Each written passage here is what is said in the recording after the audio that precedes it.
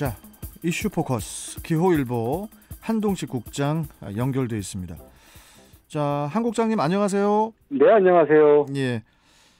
오늘은 그 코로나19가 국내에서 첫 확진자가 나온 지 꼭 1년이 되는 날이죠. 코로나19는 그 우리 인천 지역의 정치, 경제, 사회, 또 문화 등 모든 분야를 흔들어 놨습니다.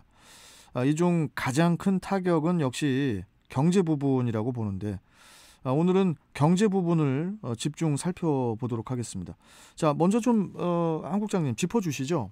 네, 말씀하신 것처럼 코로나19는 인천의 정치, 경제, 사회, 문화 등 모든 분야를 뒤흔들었는데요. 예. 특히 경제 분야, 그중에서도 인천항과 인천국제공항의 경제적 타격은 상상 그 그렇죠. 이상을 초월했습니다. 예. 일단 하늘길이 막히면서 인천국제공항의 비행기들은 계류장만 지키고 있었고요. 지난해 물연 인천 신국제여객 터미널, 여기도 마찬가지였습니다. 인천공항의 국제여객은 지난해 1,000여만 명으로요. 2019년 7천여만 명에 비하면 83.1%가 줄어든 것으로 나타났고요. 이 같은 인천공항의 국제여객 감소는 고스란히 재정난으로 이어졌는데요. 인천공항공사의 지난해 재정 적자 규모는 4,500억 원에 달했다고 합니다. 인천시는 이 때문에 인천공항이 있는 영종도 지역을 고용유기 지역으로 지정해달라고 정부에 건의하기도 했는데요. 그렇죠. 이 하늘길이 막힌 것과 마찬가지로요. 바닷길 역시 고전을 면치 못했는데요. 지난해 인천항의 국제 카페리 여객을 4만 8천여 명에 불과했습니다. 이게 지난 2019년 비교하면 2019년은 100여만 명이었다고 하는데 무려 95.3%가 감소했습니다. 거의 없었다는 거나 마찬가지였는데요. 사실상 개점, 휴업이라고 할 수도 있습니다. 예. 이 코로나19는 이 공항과 항만 이외에도 지역 경제에 다양한 피해를 가져왔는데 이는 각종 경제 지표로도 이제 확인할 수 있다고 하는데 이 부분도 좀 설명 좀 해주시죠. 네, 그렇습니다. 코로나19 사태로 인천 경제는 바로 직격탄을 맞았습니다. 당장 취업자 수를 보면요. 지난해 12월 기준 인천 지역 전체 취업자는 153만여 명이었는데 이는 2019년에 비해서 무려 5만 2천여 명이 줄어든 수치입니다. 취업자 수 감소는 결국 실업자 증가로 나타나는데요. 지난해 연말 기준 인천의 실업자는 8만 6천여 명으로요. 1년 전보다 2만 3천여 명이 이제 더 늘어났다고 합니다. 건설 경기도 이제 얼어붙었는데요. 지난해 11월 인천 지역 건설업계의 수주액은 2조 1천여억으로 나타나는데 이는 2019년 1년 전에 비해서 6,450억 원이나 감소한 수치라고 합니다. 그리고 소상공인의 고통이 이제 가장 컸다고 할 수 있는데요. 매출 감소에도 인건비나 임대료를 감당할 수밖에 없는데 매출이 없다 보니까 결국은 이제 대출을 받아서 겨우 버티는 그런 상황이었습니다. 그렇죠. 이것도 좀 지표를 통해서 이제 확인할 수 있는데요. 인천 신용보증재단을 통해서 대출 보증을 받은 것만 해도요.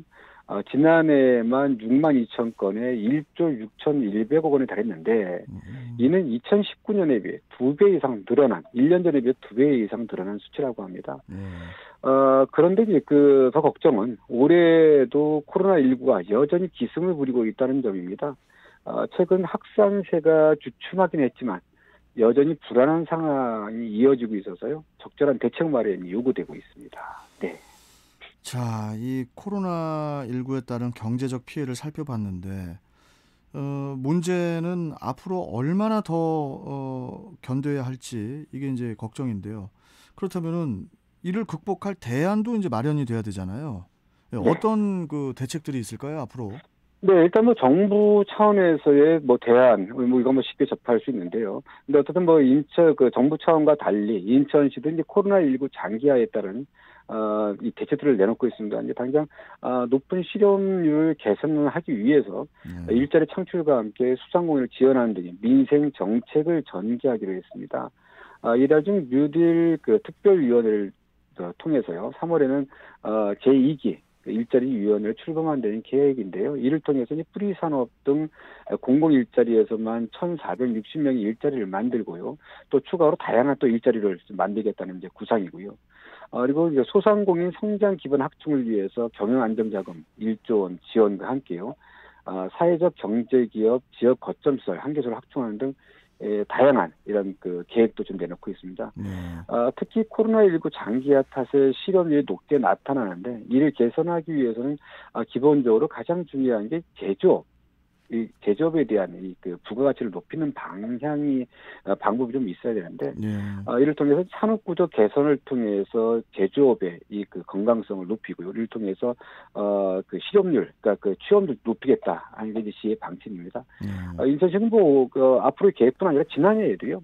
이 소상공인과 중소기업을 위한 경영안정자금 그리고 각종 세금 감면 등에 1천억 원을 지원했고요. 그리고 취약계층 일자리 지원 사업에도 3천억 원을 쏟아부은 바 있습니다. 또 가장 확실한 지원 대책은 코로나19를 잠재우는 것인데 하루빨리 코로나19가 작별하는 날이 왔으면 합니다.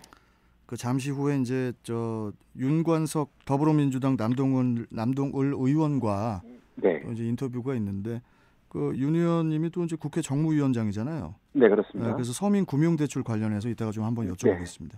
하여튼 그 부분에 대해서는 윤 위원장이 워낙 좀 잘 하고 있는 것 같습니다. 예. 알겠습니다. 이따가 또 이야기 나눠볼 거니까요. 자, 다음 소식도 가보겠습니다. 대학생을 둔 학부모들에게는 반가운 소식이 될 텐데요. 인천 지역 주요 대학들이 올해 등록금을 동결을 할 것으로 알려지고 있어요.